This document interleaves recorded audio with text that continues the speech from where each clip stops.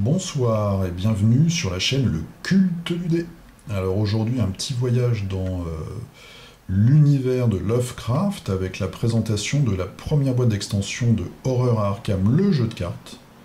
Donc l'héritage de Dunwich. Une campagne qui va se dérouler à l'université de Miskatonic. Et également, je pense, parce que j'ai pas regardé les cartes encore, de scénario dans la campagne environnante de Dunwich. Dans une ambiance peut-être un petit peu à la délivrance. Donc c'est une petite boîte, je vous ai mis des boîtes de taille standard des contrées de l'horreur à côté pour que vous voyez un petit peu la taille de la boîte. A noter qu'elle s'ouvre par le côté, ce qui n'est pas très pratique pour ranger des cartes. Donc moi j'utilise des sacs plastiques tout bêtement pour que tout ça ne ressemble pas à un immonde fouillis. Je vais vous présenter sans aucun spoiler ou presque. Je vais juste vous montrer une ou deux illustrations que je trouve particulièrement réussies, mais je ne vais pas du tout vous montrer de lieux ou vous parler des scénarios. On voit ici le tas, c'est justement tous les lieux et toutes les cartes de la campagne. Ici, un petit tas qui sont en fait de nouvelles faiblesses qu'on va pouvoir ajouter, enfin qu'on va devoir ajouter dans la construction de son deck de personnages. Donc ça nous amène un petit peu de diversité. Les cartes pour constituer les decks. Donc ça, je vais vous en montrer quelques-unes. Vous voyez qu'on a quand même de jolis paquets. Les nouveaux investigateurs, il y en a 5. Donc ça, on va les passer en revue ensemble. Et ici, les cartes, donc les cartes de menace. Vous voyez, on a un très très gros paquet. Donc ça, c'est sympa. Je ne sais pas si la campagne utilise aussi certaines familles qu'on a eues dans la boîte de base.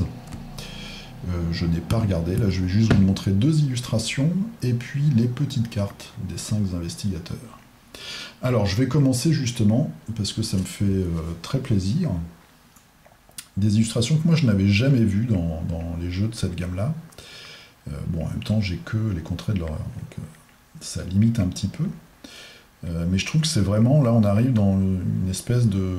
C'est des tableaux, quoi. C'est vraiment des peintures très bien réalisées, et je trouve qu'il y a vraiment cette ambiance de folie, ça va très bien avec les tentacules sur le côté.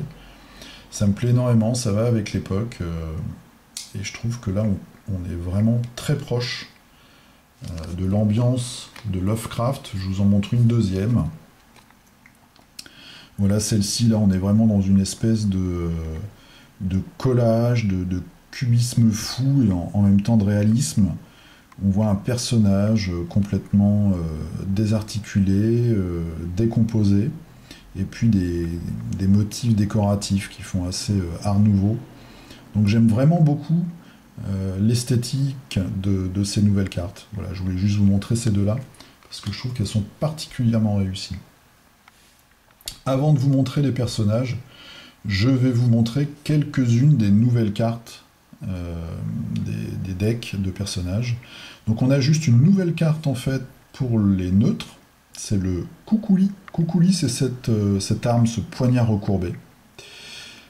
Et sa capacité, c'est action combattre, vous gagnez +1 en combat pour cette attaque, et en cas de réussite, vous avez le droit de dépenser une action supplémentaire pour infliger un dégât lors de cette attaque. Donc on imagine qu'on réussit à planter son poignard dans la créature ou le vil cultiste, et qu'après, contre une action, on tourne tout ça à l'intérieur pour lui faire plus de dégâts. Je trouve que c'est assez gore, et en même temps, c'est bien trouvé. Cette carte-ci, liée à un monstre, avec une petite sirène, évidemment. Donc là, c'est un sort. On voit que c'est un sort que nous allons devoir acheter avec des points d'expérience. Donc quand on réussit à s'échapper, quand on réussit une évasion, on peut attacher, si c'est un monstre non élite, on peut lui attacher en fait cette carte-là.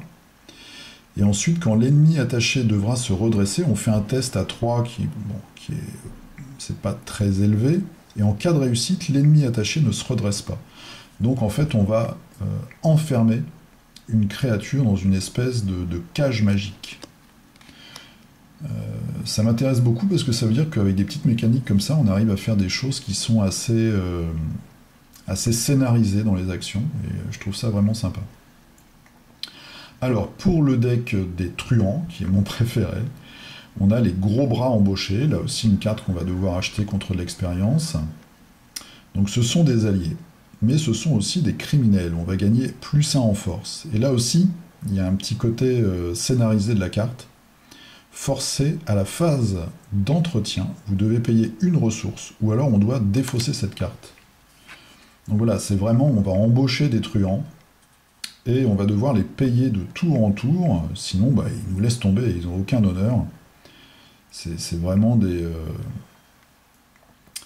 Voilà, c'est des gars qu'il faut rémunérer, sinon ils n'ont rien à faire de nos aventures, et ils vont prendre la poudre d'escampette. Une autre carte pour les truands qui tout double, avec une roulette. Donc on peut en attribuer une maximum pendant un test de compétence. On double la difficulté du test. Et en cas de réussite, on double les effets induits par le test. Donc ça c'est vraiment, voilà, ça porte bien son nom. On risque tout, c'est beaucoup plus difficile, mais on peut aussi récolter beaucoup plus d'indices, faire plus de dégâts, etc., etc. Une carte un petit peu comique celle-là, puisque c'est le raccourci, et je trouve qu'il est un petit peu dangereux dans l'univers de Lovecraft, de vouloir prendre des raccourcis dans les égouts. Donc je voulais la montrer parce que je trouve que c'est assez amusant, et puis l'illustration est belle. Et enfin, l'assistante de laboratoire. Alors moi j'ai fait des études scientifiques, je me suis parfois retrouvé dans des laboratoires, mais jamais avec une assistante comme ça. Donc c'est un allié de l'université de Miskatonic. La taille limite de votre main est augmentée de 2. Ça c'est quand même assez énorme. Et quand on prend cette carte, on pioche 2 cartes. Voilà, donc on va se retrouver avec une taille de main d'un maximum de 9, si je dis pas trop de bêtises.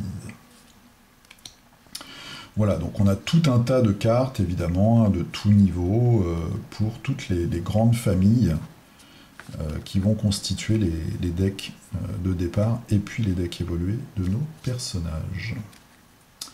Alors, maintenant, je vais vous présenter ces fameux nouveaux investigateurs qu'on retrouve dans les autres jeux. Donc Zoé Samara, je vais vous laisser regarder ses caractéristiques.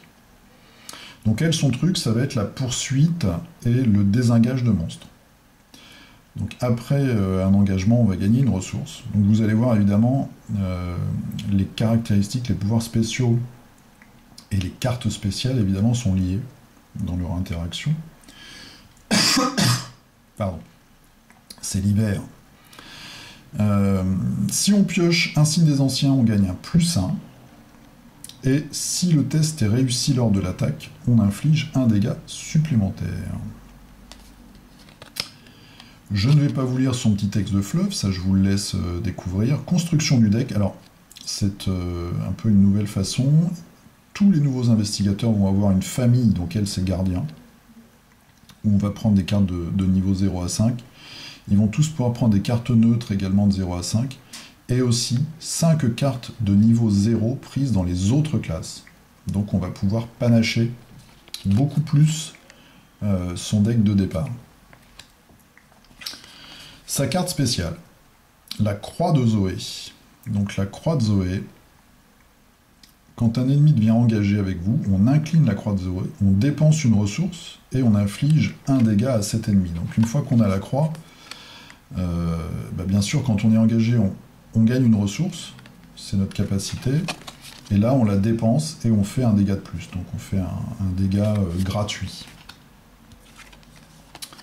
Le pendant négatif de tout ça, avec une illustration pour le moins gore, châtier le mal, donc la faiblesse. On défausse, donc révélation, on défausse les cartes du dessus du deck de rencontre jusqu'à avoir un ennemi. On lui attache cette carte et on le génère dans le lieu le plus éloigné du personnage. Quand la partie se termine, si l'ennemi en question est toujours en jeu, on souffre d'un traumatisme mental. Donc on a 2 personnages comme ça qui ont un petit peu la même mécanique, et on voit que si on se prend un traumatisme mental, on va commencer les autres scénarios à 5. Ce qui n'est pas très élevé. Deuxième personnage, Ashkan Pitt, le vagabond. Alors on voit 4, 2, 2, 3. Vous débutez la partie avec Duke. Donc on va voir tout de suite Duke. On peut défausser donc une carte de votre main, redresser un soutien que vous contrôlez. Duke c'est un chien, donc c'est un soutien. Et signe des anciens, plus 2, et on redresse Duke. Donc là aussi, même chose, le deck principal c'est les survivants, et puis après on prend des cartes neutres, et aussi 5 cartes de niveau 0 dans les autres classes. Le fameux Duke.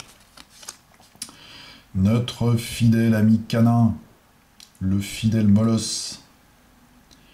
Donc une action, on incline Duke pour combattre, il va nous donner une valeur de combat de 4. Donc on voit qu'à la base on a 2. Et on va faire aussi un dégât de plus. Ou alors on peut aussi incliner Duke pour enquêter, là aussi on a 2, et on passe à 4. Et on a un petit pouvoir supplémentaire, c'est qu'on a le droit de se déplacer dans un lieu connexe, juste avant d'enquêter avec cet effet. Voilà, donc il va nous aider à la fois à remonter nos caractéristiques faibles, donc on peut passer virtuellement de 4, 4, 4, 3, enfin à ces valeurs-là, et on a évidemment des mécaniques pour le redresser, pour pouvoir l'utiliser plus souvent. Quelle est donc la faiblesse de notre vagabond?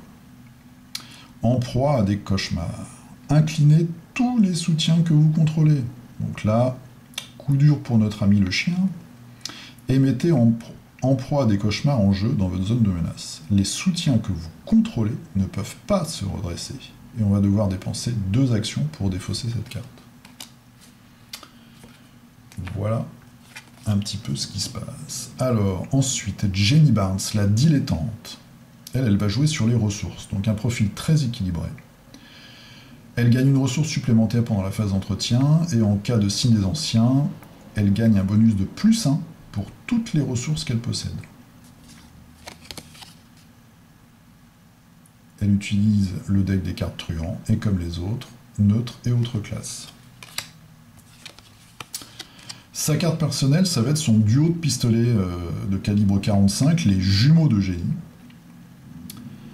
avec utilisation X munitions. X, ça va être le nombre de ressources qu'on va dépenser pour acquérir la carte. Donc, comme elle est potentiellement blindée de ressources, on va pouvoir en dépenser un maximum pour avoir un maximum de munitions. Et ensuite, donc contre une action, on dépense une munition, on gagne plus 2 en combat et on fait un dégât en plus. Voilà. Très belle illustration pour sa faiblesse. À la recherche d'Izzy. Donc là, on va retrouver une mécanique qui se rapproche un petit peu de celle de Zoé. Révélation, on va attacher cette carte au lieu le plus éloigné de vous. Et ensuite, on va devoir s'y rendre et dépenser 2 actions pour enquêter, trouver un indice. Et là, on pourra seulement défausser cette carte. Alors, on ne trouvera pas les indices d'ailleurs. On aura juste comme bénéfice de défausser cette carte. Forcé, quand la partie se termine, si à la recherche d'Izzy est en jeu, on souffre d'un traumatisme mental. Donc là encore, un petit côté histoire du personnage dans cette carte. Moi j'aime beaucoup. Rex Murphy, le reporter, avec ses lunettes et sa moustache. Après que vous avez réussi un test de compétence avec une différence de 2 ou plus pendant que vous enquêtiez, on découvre un indice dans votre lieu. Donc ça va être un générateur d'indices. Signe des anciens, plus 2. Ou alors, à la place, vous avez le droit d'échouer automatiquement à ce test de compétences pour piocher 3 cartes. Donc on fait un petit peu un deal. On échoue, mais on ajoute 3 cartes à son deck. Donc là, le deck de chercheur, et puis comme les autres personnages, du neutre ou d'autres familles. Sa carte signature, recherche de la vérité. On pioche X cartes, X étant le nombre d'indices sur Rex Murphy avec un maximum de 5. Donc lui, il va piocher des cartes. Mais bien sûr, il est poursuivi par une malédiction, la malédiction de Rex, qui est assez amusante, autant dans la carte que dans les faits. Enfin, amusante. Révélation. Mettez la malédiction de Rex en jeu dans votre zone de menace. Quand vous devriez réussir un test de compétence, on reprend un autre pion. Si cet effet vous fait échouer, on remélange cette carte dans le deck. Limite une fois par test. Donc c'est un gars qui n'a pas de chance en fait. Voilà. Il a la Scoumoun. J'aime beaucoup cette thématique et j'aime beaucoup ce personnage. Jim Culver, le musicien, qu'on connaît bien dans les contrées de l'horreur. Alors, lui, c'est assez particulier. Traitez le modificateur des pions crâne que vous révélez comme étant un 0. Donc là, on se dit, tout va bien, parce qu'en général, le crâne est plutôt négatif. Chaque fois que vous révélez un pion signe des anciens, vous avez le droit de le traiter comme un crâne. Bon, signe des anciens plus 1. Donc là, on se dit déjà, il y a un problème. Pourquoi prendre un crâne à 0 alors que le signe des anciens est à plus 1? Bon, on va voir ça tout de suite. Construction de deck, c'est un mystique, et toujours pareil, il va pouvoir prendre du neutre ou des autres familles. On va comprendre le pourquoi du comment avec la trompette. Les morts écoutent, donc une trompette dorée, un petit peu comme celle de Miles Davis. Quand un pion crâne est révélé lors d'un test de compétence, on incline la trompette et on soigne une horreur d'un investigateur dans votre lieu ou dans un lieu connexe. Donc en fait, on va pouvoir soigner les autres joueurs en jouant de la musique, en prenant ces fameux pions crânes qui ont, grâce à la caractéristique, une valeur de 0. D'où le... Voilà, si on a des alliés qui penchent lentement vers la folie, on va pouvoir sacrifier un point à sa pioche de jetons pour pouvoir les soigner. Et là, c'est la dernière rhapsodie de Jimmy, dans le bayou, visiblement. Révélation. On va piocher 5 pions dans le sac. Et pour chaque pion crâne ou tentacule, on va prendre un dégât et une horreur. Donc en général, c'est pas en général, c'est toujours le cas d'ailleurs, on voit qu'on a au maximum dans le sac 2 crânes et une tentacule. Donc c'est très violent parce que si on n'a vraiment pas de chance, on peut se prendre 3 dégâts et 3 horreurs d'un coup. Donc en effet, on risque de mourir noyé. Noyé dans l'horreur. Voilà, donc c'était une rapide présentation des nouveaux investigateurs et puis du contenu. Alors, je vous ai évidemment montré un minimum de choses, puisque le plaisir de ce jeu, il est vraiment dans la découverte à la fois des scénarios, des ennemis, des lieux, des mécaniques, des différentes histoires. Je vais continuer dans de futures vidéos tranquillement la campagne de la nuit de la zélatrice, donc toujours avec Skid, qui est un petit peu devenu fou, hein, il a perdu 1 point de santé mentale la dernière fois. Je vous ferai une petite vidéo d'introduction pour les changements de son deck, et puis je vais lui choisir un allié, donc je ne sais pas encore qui. Peut-être un reporter moustachu ou une jeune femme charmante, je ne sais pas encore. Voilà, donc c'était la présentation de l'héritage de Dunwich. Je vous dis à très bientôt, peut-être pour un voyage dans les contrées du rêve. En tout cas, je vous souhaite une bonne nuit, ou une bonne soirée, ou une bonne journée. À plus, jouez bien.